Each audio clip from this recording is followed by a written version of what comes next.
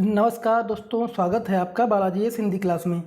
तो प्यारे दोस्तों, इस क्लास में हम लोग भूगोल का अध्ययन करेंगे जो कि भारत और विश्व के रूप में आपको मिलेगा। अब ये पहला आपका विश्व को भूगोल आपको देखने को मिलेगा जो आपकी ये अरिहंत प्रकाशन की एनसीईआरटी बुक जो न्यू प्रकाशित हुई है उसी बुक को हम लोग रिवीजन करेंगे। जो कि पहला चैप्टर का पार्ट 1 मैं दे चुका हूं, जो कि प्लेलिस्ट में पड़ा हुआ आप लोग जाकर के देख सकते हैं।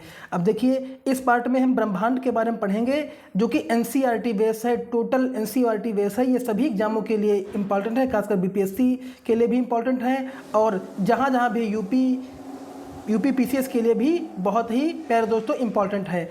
तो चलिए इसमें हम लोग देखते हैं कौन कौन से क्वेश्चनों को देखेंगे। इसमें आपका पहला क्वेश्चन हो जाएगा सौर मंडल और पृथ्वी। देखिए, इसमें हम सौर मंडल और पृथ्वी के बारे में पढ़ेंगे दोस्तों। दूसरा आपका प्यारे दोस्तों है आपका पृथ्वी की उत्पत्ति एवं विकास। पृथ्वी की उत्पत्ति एवं विकास संबंधित भी हम इसमें से थ्योरी के रूप में पढ़ेंगे। ये बहुत ही इंपॉर्टेंट क्वेश्चन है। इस पूरी बुक का रिवीजन दोस्तों मैं करवाऊंगा। अगर आप लोग पूरी बुक का रिवीजन कर लेते हैं तो कहीं भी एग्जाम में कोई भी क्वेश्चन अगर पूछा जाता है, सारे क्वेश्चन एनसीईआरटी बेस इस समय पूछे जा रहे हैं, हर एग्जाम में आप लोग सारे क्वेश्चन मिल जाएंगे भूगोल के। पहले मैं विश्व का भूगोल ये चल रहा है आपका, उसके बाद भारत का भूगोल भी करवाऊँगा। तो चलिए प्रारंभ करते हैं क्वेश्चनों को। चलिए, पहला आपका है ब्रह्मांड। देखिए, ब्रह्मांड के बारे में पहले पढ़ लेते हैं। एनसीईआरटी इसमें न्यू और ओल्ड, जो कि न्यू बुक और ओल्ड दोनों का मिश्रण है इसमें दोस्तों। चलिए देखते हैं। ब्रह्मांड आकाश गंगा के सभी पुंजों को सम्मिलित रूप से ब्रह्मांड कहा जाता है, अर्थात सूक्ष्मतम अणुओं से लेकर महाकाव्य पिंडों के सम्मिलित स्वरूप को ब्रह्मांड कहते हैं।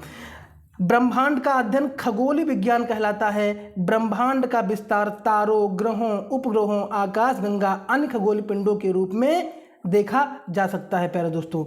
अगला, अब देखिए ब्रह्मांड की उत्पत्ति कैसे हुई। देखिए दोस्तों, इससे संबंधित क्वेश्चन बन जाते हैं हर एग्जाम में, प्रत्येक एग्जाम में ब्रह्मांड की उत्पत्ति से क्वेश्चन बन जाते हैं। आप लोग उसको अच्छी प्रकार से देखना। आधुनिक समय में ब्रह्मांड की उत्पत्ति संबंधी सर्वसामान्य सिद्धांत बिग बैंग सिद्धांत है, जिसे विस्तारित ब्रह्मांड परिकल्पना भी कहा जाता है दोस्तों। दूसरा पॉइंट, वर्ष 1920 में एडविन हम्बल ने बताया कि ब्रह्मांड का विस्तार हो रहा है। इस सिद्धांत का प्रतिपादन जॉर्ज लेमेंतिये ने किया था दोस्तों। जॉर्ज लेमेंतिये ने किया था दोस्तों।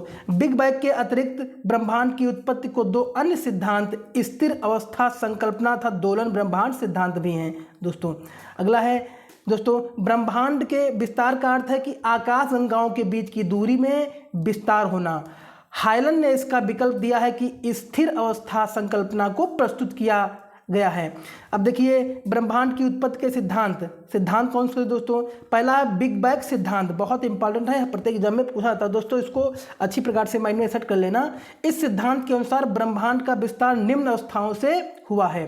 पहली अवस्था क्या है दोस्तों, आरंभ में वह सभी पदार्थ जिसमें ब्रह्मांड बना है अति छोटे गोलक एकाकी परमाणु के रूप में ही एक स्थान पर स्थित थे, जिसका आयतन अत्यधिक सूक्ष्मतम एवं तापमान था घनत्व अनंत था। दूसरा, बिग बैंग की प्रक्रिया में इस अति छोटे गोलक में भीषण विस्फोट हुआ, जिसके पश्चात इसका बृहद विस्तार हुआ। बिग बैंग की घटना आज से 13.7 अरब वर्ष पहले की है दोस्तों। चलिए आगे देखते हैं। अगला प्यारे दोस्तों है, अगला सिद्धांत है ब्रह्मांड। दोस्तों, ब्रह्मांड विस्तार के कारण कुछ ऊर्जा पदार्थ में परिवर्तित हुई। इसके बाद आरंभिक 3 मिनट के अंदर ही पहले परमाणु का निर्माण हुआ। अगला, बिग बैंग से 3 लाख वर्षों के दौरान तापमान 4500 डिग्री केल्विन तक गिर गया और अंततः परमाणुवीय पदार्थ का निर्माण हुआ और ब्रह्मांड पारदर्शी दोस्तों हो गया। अगला, अब देखिए, ये है आपका बिग बैंग सिद्धांत। अगला है स्थिर अवस्था संकल्पना का सिद्धांत। इस संकल्पना को हम्बर बॉडी थॉमस गोल्डथा फ्रेंड हायल ने प्रस्तुत किया था। स्थिर अवस्था संकल्पना के अनुसार ब्रह्मांड का विस्तार लगातार जारी है। पुरातन आकाश गंगाएं लगातार नवीन आकाश गंगाओं की ओर बढ़कर उनका स्थान ले रही हैं। इससे ब्रह्मांड का घनत्व में स्थिरता बनी है दोस्तों। अगला है आपका दोलन ब्रह्मांड सिद्धांत। इस सिद्धांत इस सिद्धांत के प्रतिपादक डॉक्टर एलन संडेज ने किया था। प्रारंभिक ब्रह्मांड में ऊर्जा तथा पदार्थ का वितरण समान नहीं था। घनत्व में आई भिन्नता के गुरुत्वाकर्षण में भी भिन्नता आई है। गुरुत्वाकर्षण में आई भिन्नता के कारण पदार्थों का एकत्रीकरण आरंभ हुआ है। यही एकत्रीकरण आकाशगंगाओं के विकास का आधार बना है प्यारे दोस्तों।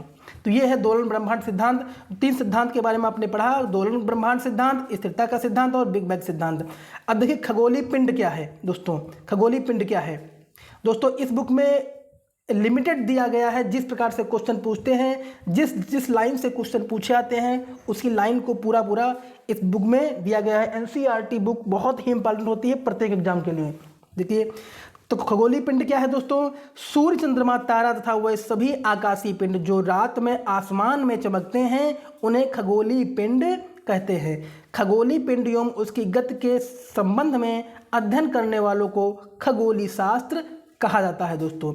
आर्यभट्ट प्राचीन भारतीय खगोलीय शास्त्री थे जिन्होंने कहा था कि सभी ग्रह तथा चंद्रमा परावर्तित सूर्य प्रकाश के कारण चमकते हैं दोस्तों।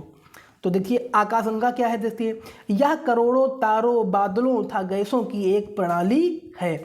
आकाशगंगा असंख्य तारों का समूह होता है तथा लाखों आकाशगंगाएं मिलकर ब्रह्मांड का निर्माण करते हैं। चलिए आगे देखते हैं। प्रारंभिक ब्रह्मांड में ऊर्जा व पदार्थ का वितरण समान नहीं था। घनत्व में भिन्नता से गुरुत्वाकर्षण बलों में भिन्नता आई है, जिससे पदार्थ का एकत्रीकरण हुआ है जो आकाशगंगाओं के विकास का आधार बना है। इसका विस्तार इतना अधिक है कि उसकी दूरी हजारों प्रकाश वर्ष में होती है। आकाशगंगा का व्यास 80,000 से 1.50 लाख प्रकाश वर्ष के बीच हो सकता है दोस्तों। अगला है आकाशगंगाएं के प्रकार, कौन कौन से आकाशगंगाओं के प्रकार है। अगला है सर्पाकार आकाशगंगा। यह समतल डिस्क के समान विस्तृत है। इसकी सर्पाकार भुजाएं उन तरंगों को घेरती हैं जो नए तारों के निर्माण के लिए उत्तरदायी होती हैं। सर्पाकार आकाशगंगा सबसे सुंदर दृश्य प्रस्तुत करती है। मिल्की वे यानी मंदाकिनी आकाशगंगा जिसमें सौर मंडल स्थित है, सर्पाकार आकाशगंगा है दोस्तों। अगला है आपका दीर्घाकार आकाशगंगा। दीर्घाकार आकाशगंगा यह दीर्घवृत्ताकार तथा गोलाकार आकृति बनी है, जिसमें 1 ट्रिलियन तारे होते हैं किंतु धूल कण तथा ग्रहण कम होते हैं। दीर्घवृत्ताकार आकाशगंगा के तारे पुराने तथा विकसित होते हैं। दीर्घवृत्ताकार आकाशगंगा में बड़ी बड़ी ज्ञात आकाशगंगाएं मार्फेई 1 हैं। ब्रह्मांड की अधिकांश आकाशगंगाएं इसी श्रेणी में स्थित हैं दोस्तों। अगला है अनियमित आकाशगंगा। इस प्रकार की आकाशगंगा न तो सर्पाकार और न ही दीर्घाकार अथवा अंडाकार होती है दोस्तों।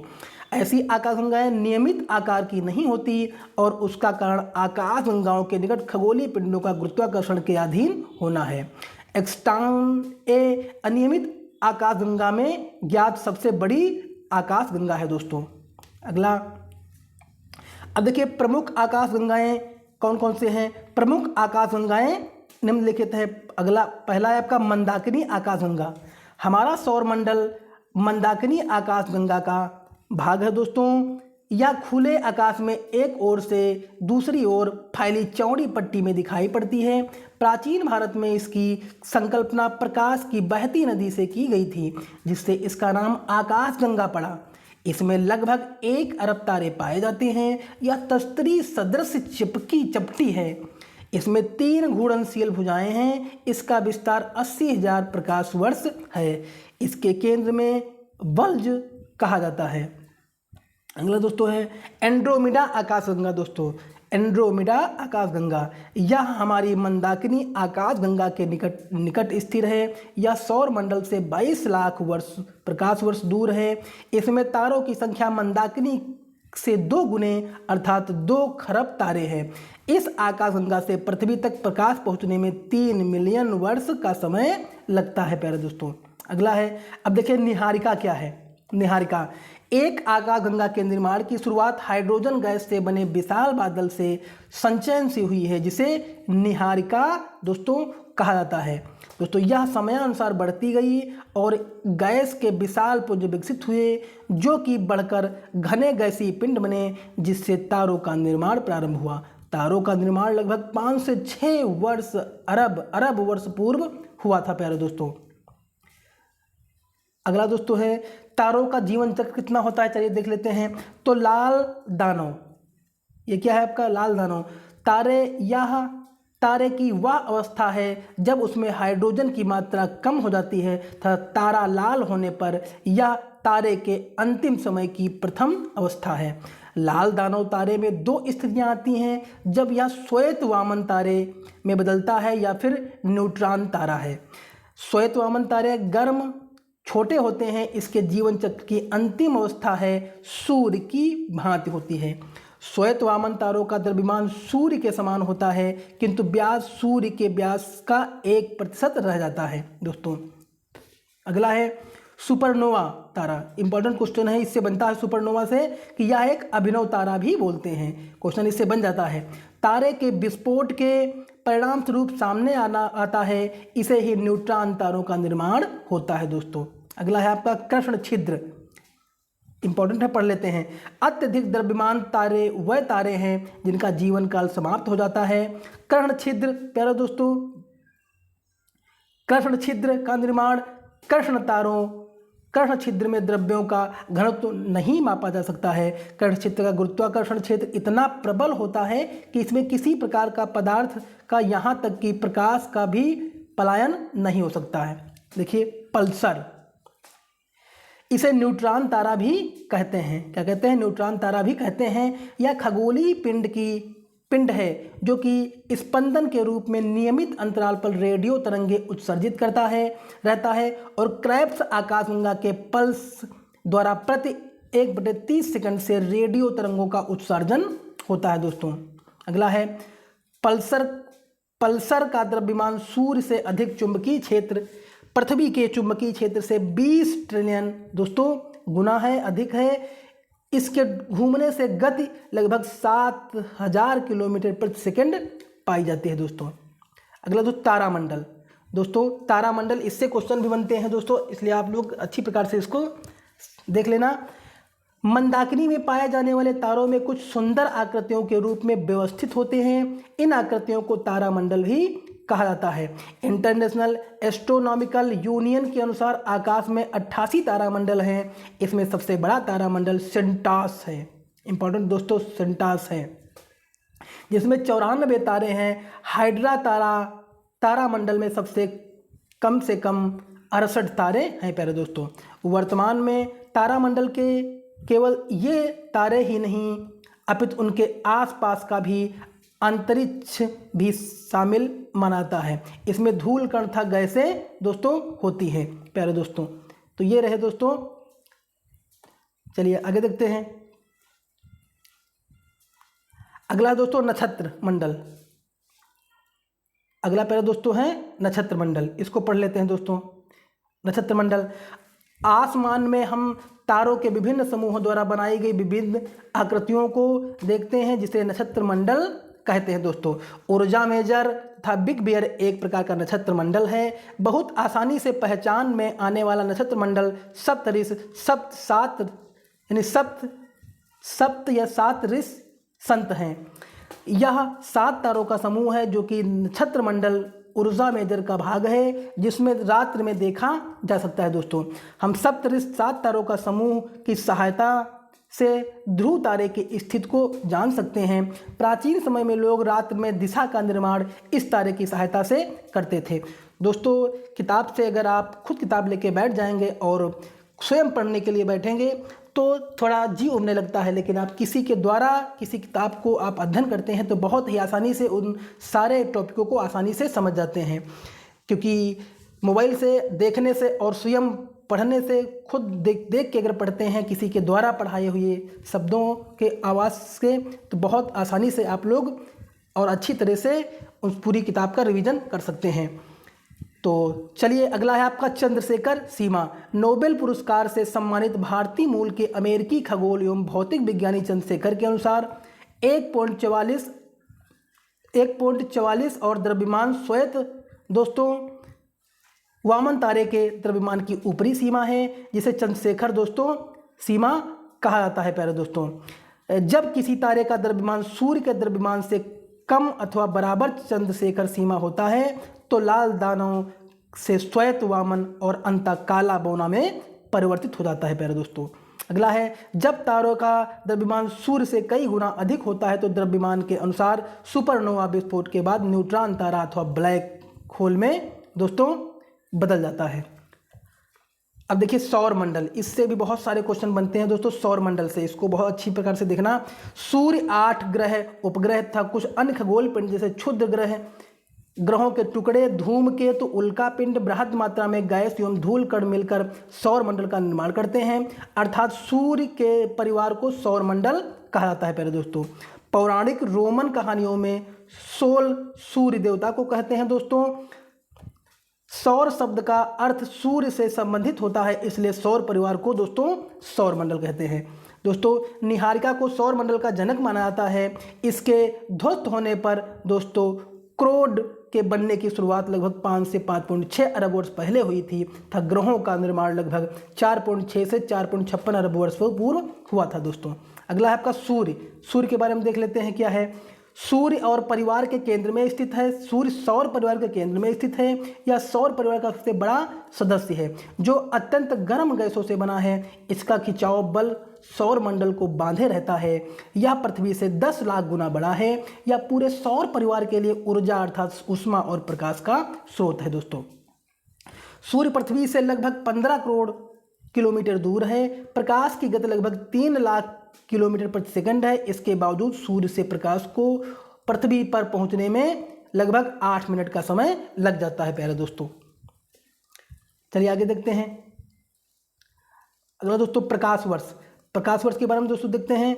प्रकाश वर्ष दूरी की माप है। या प्रकाश वर्ष में प्रकाश जितनी दूरी तय करता है यह प्रकाश वर्ष कहलाता है। दोस्तों, अगला यह 9.46 × 10⁻12 किलोमीटर बराबर होता है। सूर्य एवं पृथ्वी की औसत दूरी 14,95,98,000 किलोमीटर है। प्रकाश वर्ष के संदर्भ में यह प्रकाश वर्ष का केवल 8.311 है। दोस्तों, अब देखिए ग्रह के बारे में देखते हैं। ग्रह क्या है दोस्तों?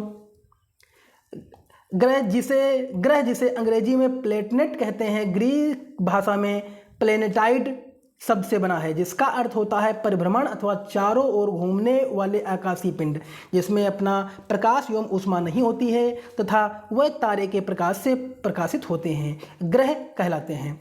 पृथ्वी जिस पर रहते हैं एक ग्रह है। यह हमारा संपूर्ण प्रकाश ऊष्मा सूर्य से प्राप्त होता है जो पृथ्वी के सबसे निकट का तारा है। दोस्तों, ग्रहों द्वारा प्राप्त ऊष्मा की मात्रा ग्रह की सूर्य की दूरी पर निर्भर करती है। ग्रह सूर्य की परिक्रमा अपने दीर्घवृत्ताकार पथ पे करते हैं जिन्हें कक्षा कहा जाता है। इसके साथ ही ग्रह अपने अक्ष पर भी घूमते हैं। प्यारे दोस्तों, अगला है ग्रहों का निर्माण।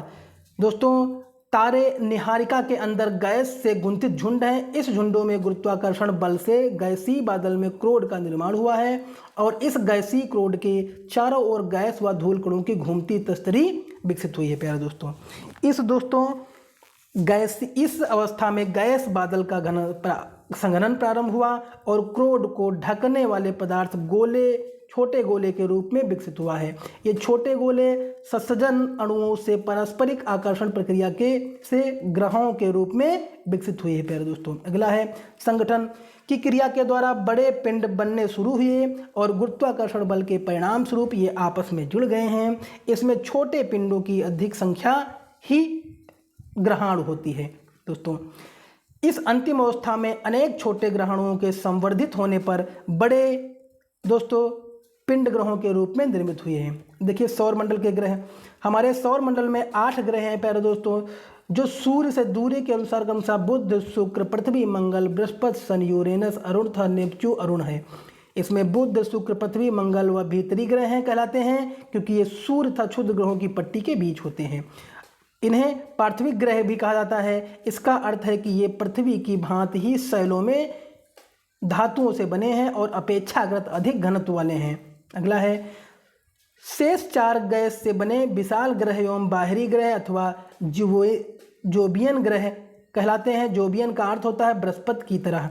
इसमें से अधिकतर पार्थिविक ग्रहों से विशाल हैं और हाइड्रोजन व हीलियम से बने हैं। दोस्तों, बृहस्पति, शनि एवं यूरेनस के चारों ओर छल्ले पाए जाते हैं जो विभिन्न पदार्थों के असंख्य छोटे छोटे पिंडों से बनी पट्टी होती है। प्यारे दोस्तों, अगला है दोस्तों, देखिए अगला है पार्थिविक व जोबियन ग्रह में अंतर क्या होता है देख लेते हैं। प्यारे दोस्तों, देखिए पार्थिविक ग्रह का निर्माण तारे के निकट दोस्तों हुआ है या अत्यंत तापमान के कारण गैस से संघनित नहीं हो पाती हैं और न ही घनीभूत हो सकती हैं। वही जोबियन ग्रहों की उत्पत्ति अधिक दूरी पर दोस्तों हुई है और वायु सूर्य के निकट अधिक शक्तिशाली थी, अतः पार्थिविक ग्रहों से अधिक मात्रा में गैस व धूल कण उड़ा ली गई। जोबियन ग्रहों के निकट और सौर वायु शक्तिशाली नहीं थी, जिस कारण यह गैसों को नहीं हटा पाई।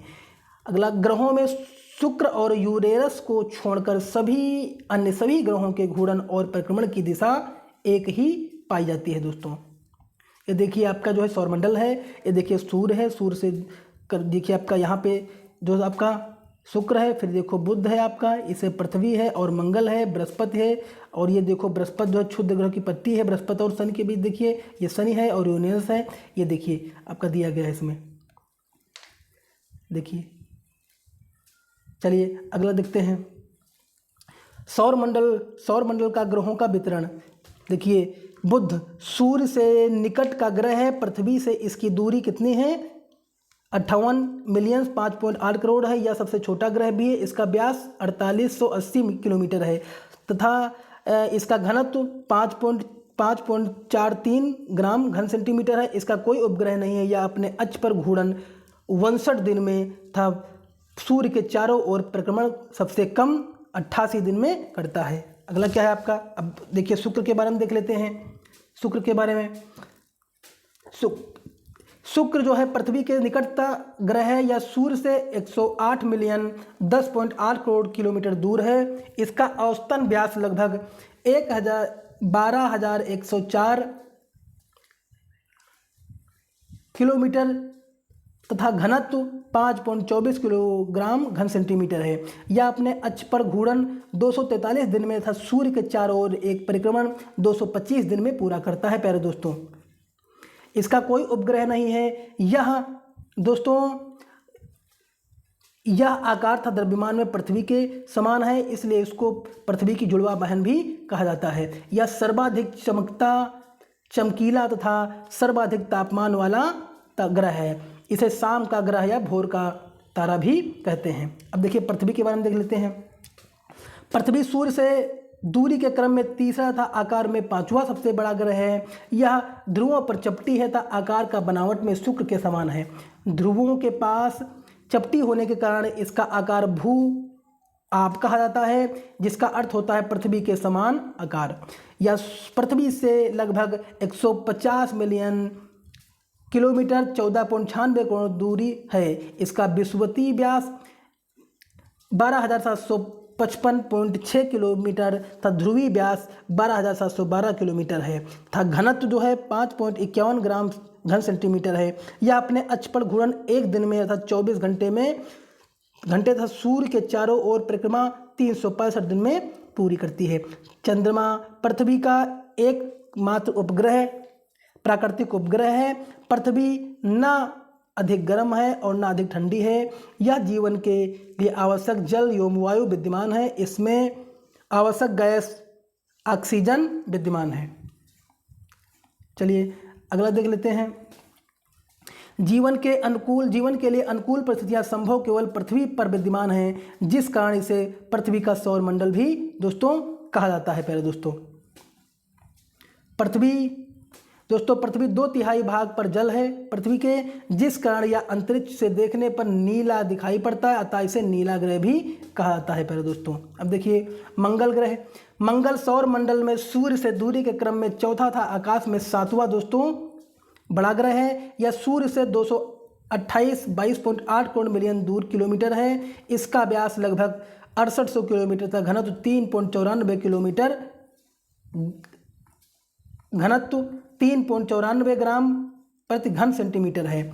यह अपने अक्ष पर एक घूर्णन एक दिन में अर्थात 24 घंटे में तथा सूर्य के चारों ओर यह परिक्रमा 687 दिन में पूरी करती है। फोबोस और डिमोस मंगल के 2 उपग्रह हैं। इस ग्रह पर सौर मंडल का सबसे ऊंचा पर्वत ओलिम्पस मीन्स अवस्थित है। इसे लाल ग्रह भी कहा जाता है प्यारे दोस्तों। अब देखिए बृहस्पति के बारे में। बृहस्पति सौर मंडल का सबसे बड़ा ग्रह है दोस्तों।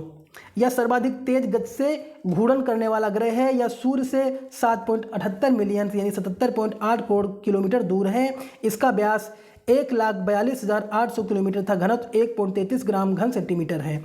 अपने अक्ष पर एक घूर्णन 10 घंटे में तथा सूर्य के चारों ओर एक परिक्रमण 11 वर्ष अर्थात 11 घंटे अर्थात लगभग 12 वर्ष में पूरा करता है। इसके मान्य उपग्रहों की संख्या 69 से अधिक है तथा ज्ञात सहित उपग्रहों की संख्या 95 हो गई है। इसे मास्टर ऑफ गॉड भी कहा जाता है, किसको? बृहस्पति को प्यारे दोस्तों। चलिए आगे देखते हैं। अब सन के बारे में देख लेते हैं। सन सौर मंडल का दूसरा सबसे बड़ा ग्रह है प्यारे दोस्तों। यह सूर्य से 1427 मिलियन यानी 142.7 करोड़ किलोमीटर दूर है।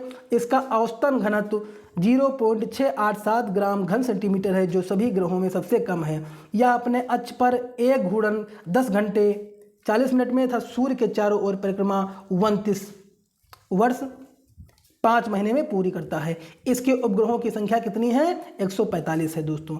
अगला है यूरेनस। यूरेनस को गॉड ऑफ हेवंस भी कहा जाता है। यह आकार में सौर मंडल का तीसरा सबसे बड़ा ग्रह है। यह सूर्य से 28,869 मिलियन यानी 286.9 करोड़ किलोमीटर दूर प्यारे दोस्तों है। इसका व्यास लगभग 51,800 किलोमीटर था। औसत घनत्व 1.27 ग्राम घन सेंटीमीटर है। यह अपने अक्ष पर एक घूर्णन 17 घंटे 14 मिनट में सूर्य के चारों ओर दोस्तों एक परिक्रमा 84 वर्ष में पूरी करता है। इसके ज्ञात उपग्रहों की संख्या कितनी है दोस्तों? 27 है। अगला दोस्तों वरुण या नेपच्यून, इसके बारे में देख लेते हैं। नेपच्यून को गुड ऑफ सी का भी कहा जाता है। यह सौरमंडल का चौथा सबसे बड़ा दोस्तों ग्रह है, जो सूर्य से 4,496 मिलियन यानी 4,449.6 करोड़ दूर है। इसका व्यास लगभग 4,49,424 किलोमीटर था। इसका औसत घनत्व 1.6446 ग्राम घन सेंटीमीटर है। यह अपने अक्ष पर एक घूर्णन 16 घंटे 7 मिनट में तथा सूर्य के चारों ओर एक परिक्रमा 164 दिन में पूरी करता है। वर्तमान में इसके उपग्रहों की संख्या कितनी है दोस्तों? 14 है। अब देखिए प्लूटो एक बौना ग्रह भी है। प्लूटो एक क्या है? बौना ग्रह है। प्लूटो दोस्तों, प्लूटो ग्रह अंतर्राष्ट्रीय खगोलीय संगठन IAU की बैठक अगस्त 2016 में प्लूटो को ग्रह की श्रेणी से बाहर कर दिया गया है। दोस्तों बैठक में प्लूटो था खगोलीय पिंड 2003 UB 313 था। सिरस को बौने ग्रह का दर्जा दोस्तों दिया गया था प्यारे दोस्तों। चलिए अब देख लेते हैं ये उपग्रहों से संबंधित तथ्य देखते हैं। देखिए आपका बुध, ये आपका कितना है? बुध है आपका। इसका व्यास 4880 किलोमीटर है। या भ्रमण 58.6 दिवस में करता है और 88 दिन का समय लगता है परिभ्रमण में। शुक्र का दोस्तों 12,104 दोस्तों और परिभ्रमण 243 दिवस और परिक्रमण करता है 225 दिन में। पृथ्वी का उपग्रहों की संख्या 1 है दोस्तों। ये देख लीजिए 24 घंटे में पूरा करता है, 365.26 दिवस होते हैं। मंगल, इसके 2 उपग्रह हैं और व्यास कितना है? 6800 और 24 घंटे में और परिक्रमण 688 दिन में। और बृहस्पति के कितने हैं? 92 हैं। 1,42,800 में ये क्या है आपका? ये आपका व्यास है। और दोस्तों ये 10.4 घंटे में परिक्रमण करता है और परिभ्रमण कब करता है दोस्तों? परिक्रमण करता है, परिभ्रमण और परिक्रमण कब करता है दोस्तों? ये करता है दोस्तों 11 देखिए ये है आपका सन का दिन 145 है और ये 10.4 घंटे में 29 पॉइंट ये भ्रमण करता है दोस्तों। यूरेनस का देख लीजिए, आपका ये यूरेनस जो है ये 27 उपग्रह है और इसके 14 उपग्रह हैं दोस्तों। देखिए इंपॉर्टेंट है, आप देख लीजिए इसको। चलिए आगे देखते हैं। ग्रहों की अवरोही क्रम, आकार के अनुसार ग्रहों की अवरोही क्रम क्या है दोस्तों? देखिए बृहस्पति, शन, अरुण, वरुण, पृथ्वी, शुक्र, मंगल और बुध, ये क्या है? आरोही, यानी ये है आपका अवरोही क्रम में। और द्रव्यमान के अनुसार ग्रहों का अवरोही क्रम क्या है दोस्तों? बृहस्पति, शन, वरुण, अरुण, पृथ्वी, शुक्र, मंगल और बुध। ये देखिए, ये आपका जो है आकार के अनुसार है, ये आपका द्रव्यमान के अनुसार है। ये आकार के अनुसार, ये आपका द्रव्यमान के अनुसार। अगला परिक्रमण अवधि के अनुसार ग्रहों का अवरोही क्रम क्या है? ये बुध, शुक्र, पृथ्वी, मंगल, बृहस्पति, शनि, अरुण, वरुण, ये क्या? परिक्रमण अवधि के अनुसार। दोस्तों ये क्वेश्चन यहाँ से बन जाता है कि परिक्रमण के अनुसार, द्रव्यमान के अनुसार और जो आपका आकार के अनुसार, ये क्वेश्चन बन जाता है यहाँ से। और दूरी के अनुसार क्या है? बुध, शुक्र, पृथ्वी, मंगल, बृहस्पति, शनि, अरुण, ये दूरी के क्रम में है दोस्तों। सभी लोग, आप लोग इसको ध्यान लिखना। अगला है उपग्रह। उपग्रह को अंग्रेजी में सैटेलाइट कहते हैं, जिसका अर्थ होता है साथी या सहचर। यह खगोलीय पिंड अपने ग्रह की परिक्रमा करते हैं दोस्तों। इसके साथ ही यह सूर्य की भी परिक्रमा करते हैं। वर्तमान में हमारे सौर मंडल परिवार में लगभग 219 प्राकृतिक उपग्रहों की खोज हो चुकी है। बुध और शुक्र को छोड़कर शेष सभी ग्रहों के साथ या उससे अधिक उपग्रह हैं। ग्रहों की भांति उपग्रहों में भी अपना प्रकाश नहीं होता है, ये भी सूर्य से प्राप्त प्रकाश को ही परावर्तित दोस्तों करते हैं प्यारे दोस्तों। चलिए आगे देखते हैं। अब देखिए मानव निर्मित उपग्रह। मानव निर्मित उपग्रह कौन कौन से प्यारे दोस्तों हैं? यह वैज्ञानिकों द्वारा बनाया गया या कृत्रिम पिंड होता है, जिसका उपयोग दोस्तों ब्रह्मांड के विषय की जानकारी प्राप्त करने तथा पृथ्वी पर संचार माध्यम से किया जाता है। इसे रॉकेट के द्वारा अंतरिक्ष में पृथ्वी की कक्षा में स्थापित कर दिया जाता है दोस्तों। अंतरिक्ष में उपस्थित कुछ भारतीय उपग्रह कार्टोसेंट, IRS, एडुसैट इत्यादि हैं दोस्तों। देखिए चंद्रमा और पृथ्वी का सहचर उपग्रह चंद्रमा के बारे में देख लेते हैं। पृथ्वी का एकमात्र प्राकृतिक उपग्रह चंद्रमा है, जो 1838 ईस्वी में सर जॉर्ज डार्विन ने सुझाया कि प्रारंभ में पृथ्वी व चंद्रमा तेजी से घूमते हुए पिंड थे। यह पूरी पिंड डबल बीच से पतला व किनारों से मोटा है की आकृति में परिवर्तित हुआ है या बाद में टूट गया। इसके अनुसार चंद्रमा का निर्माण उसी पदार्थ से हुआ है जहां आज प्रशांत महासागर एक गर्त के रूप में मौजूद है प्यारे दोस्तों। यद्यपि वर्तमान में वैज्ञानिक इस व्याख्या को स्वीकार नहीं करते हैं। ऐसा माना जाता है कि पृथ्वी के उपग्रह के रूप में चंद्रमा की उत्पत्ति एक बड़े टकराव का परिणाम है, जिसे द बिग स्प्लैंट कहा जाता है प्यारे दोस्तों। क्या कहता है? बिग स्प्लैंट कहा जाता है दोस्तों। अगला है, ऐसा भी माना है कि पृथ्वी के बनने के बाद मंगल ग्रह के 1 से 3 गुना बड़े आकार का पिंड पृथ्वी से टकराया। इससे पृथ्वी का एक हिस्सा टूटकर अंतरिक्ष में बिखर गया, पृथ्वी के कक्ष में घूमने लगा और चंद्रमा का निर्माण हुआ। इस घटना या चंद्रमा की उत्पत्ति लगभग 4.44 अरब वर्ष पूर्व हुई थी। चंद्रमा के अध्ययन को सेलेनोलॉजी कहा जाता है प्यारे दोस्तों। चंद्रमा पृथ्वी से लगभग 3,84,400 किलोमीटर दूर है। इसका व्यास पृथ्वी के व्यास का लगभग 1/4 है। यह हमारे ग्रह से अन्य खगोलीय पिंडों की अपेक्षाकृत नज़दीक है, जिससे बड़ा दिखाई देता है। चंद्रमा द्वारा परावर्तित प्रकाश पृथ्वी तक 1.28 सेकंड में दोस्तों पहुंचता है। चंद्रमा दोस्तों पृथ्वी की एक परिक्रमा 27 दिन में और 8 घंटे में पूरी करती है। इतने ही समय में यह अपने अक्ष पर भी घूमता है। यही कारण है कि हमें चंद्रमा का एक ही भाग दिखाई पड़ता है और इसका दूसरा भाग छिपता है दोस्तों। अगला है, चंद्रमा का जो भाग दिखाई नहीं देता है उसे सी ऑफ ट्रैंक्विलिटी कहा जाता है। चंद्रमा की सतह पर पर्वत, मैदान व गड्ढे हैं जो छाया बनाते हैं, जिसे पूर्णिमा के दिन देखा जा सकता है। पूर्णिमा पूर्ण चंद्र वाली रात होती है, जिसे माह में एक बार देखा जा सकता है। इसके 15 दिन बाद नए चंद्रमा की रात्रि या अमावस्या होती है दोस्तों। नील आर्मस्ट्रांग पहले व्यक्ति थे जिन्होंने 21 जुलाई 1969 ईस्वी को सबसे पहले चंद्रमा की सतह पर कदम रखा था। चंद्रमा के उद्भव की संकल्पनाएं पहले दोस्तों, चंद्रमा के उद्भव की 3 संकल्पनाएं हैं पहले दोस्तों। कौन सी? विखंडन सिद्धांत। इस सिद्धांत के अनुसार पृथ्वी की सतह के भीतर 2900 किलोमीटर की गहराई में नाभिकीय विखंडन के फलस्वरूप पृथ्वी की धूल और पपड़ी अंतरिक्ष में उड़ी और इस मलबे के इकट्ठा होने से चंद्रमा अस्तित्व में आया। भीमकाय टक्कर परिकल्पना। इस सिद्धांत के अनुसार किसी भीमकाय पृथ्वी के पिंड की पृथ्वी से टक्कर के कारण नए पिंड का निर्माण हुआ जो पृथ्वी की कक्षा में परिभ्रमण दोस्तों करने लगा। चलिए आगे देखते हैं। अगला है शाह अभिवृद्धि का सिद्धांत। दोस्तों कौन सा है? शाह अभिवृद्धि का सिद्धांत। इस सिद्धांत के अनुसार पृथ्वी और चंद्रमा का निर्माण एक साथ हुआ है। यह सिद्धांत अधिक मान्य नहीं है दोस्तों।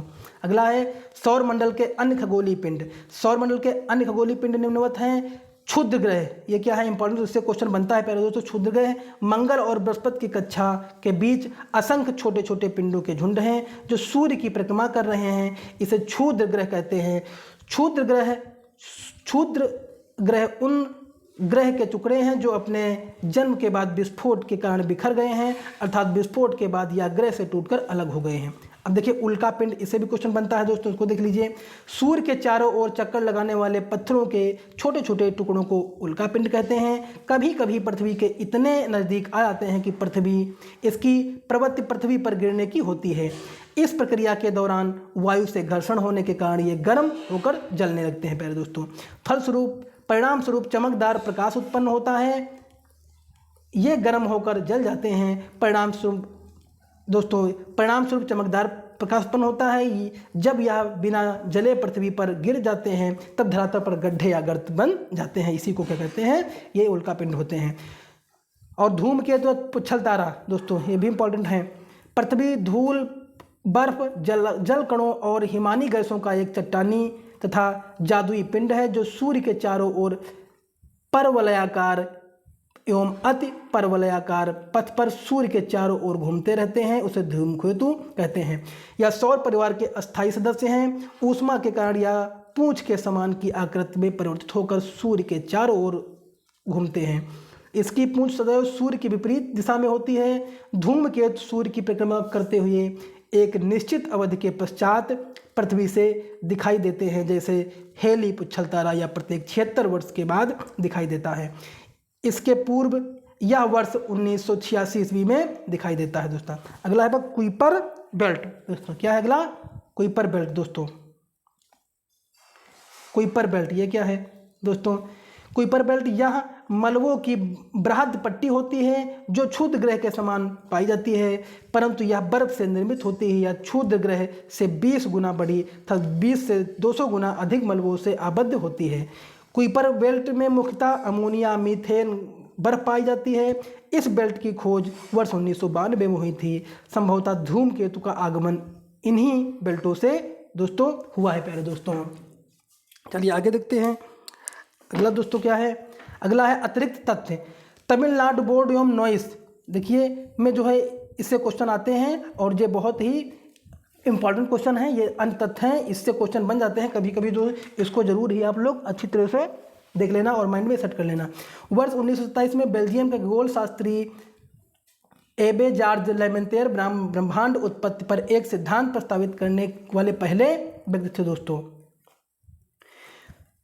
साइरस सीरियस सूर्य से भी अधिक चमकीला तारा है। सौर मंडल में शनि अकेला ऐसा ग्रह है जिसका औसतन घनत्व जल के औसतन घनत्व से कम है दोस्तों। ये तथ्य बहुत ही इंपॉर्टेंट है। गणितीय आंकड़ों द्वारा खोजा गया ग्रह नेपच्यून यानी वरुण है दोस्तों। फोबोस एवं डेमोस मंगल ग्रह के 2 उपग्रह हैं। गैनीमेड बृहस्पति का उपग्रह है जो सौर मंडल का सबसे बड़ा प्राकृतिक उपग्रह है। अरुण था वरुण सौर मंडल के 2 ऐसे ग्रह हैं जो पूर्व पृथ्वी से पश्चिम में परिभ्रमण करते हैं दोस्तों। अगला है बृहस्पति था शनि के उपग्रहों की संख्या अधिक है और उपग्रह सामान्यतः पश्चिम से पूर्व की ओर दोस्तों गति करते हैं।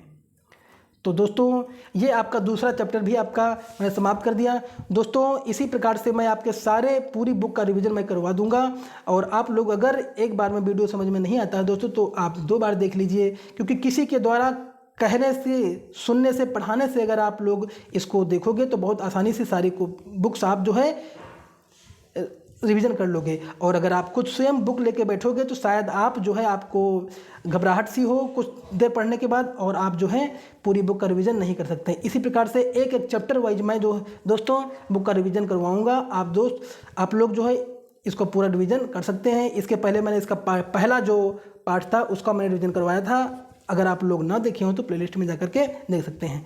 दोस्तों अगर वीडियो अच्छा लगा हो तो लाइक करिए, कमेंट करिए और चैनल को सब्सक्राइब कर लीजिए। जय हिंद, जय भारत।